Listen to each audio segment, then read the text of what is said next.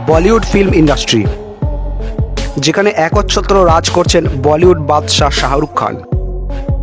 তার সাথে animal blockbuster হয় রণবীর সিংও যুক্ত হয়েছেন। সম্প্রতি প্রতিটা ইন্ডাস্ট্রি চাইছে তাদের ছবিকে বলিউড লেভেলে প্যান ইন্ডিয়া লেভেলে রিলিজ করানো। সেখানে বাংলার সুপারস্টার জিৎ ও দেব সেই রাস্তায় হেঁটেছিলেন।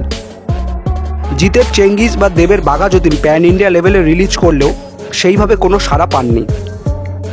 কিন্তু বর্তমানে শাকিব খানের দরদের টিজার দেখে কিন্তু অনেক ফিল্ম এক্সপার্টরাই মনে করছেন এ ছবি বলিউড স্টারদের পেটের ভাত কেড়ে নেবে।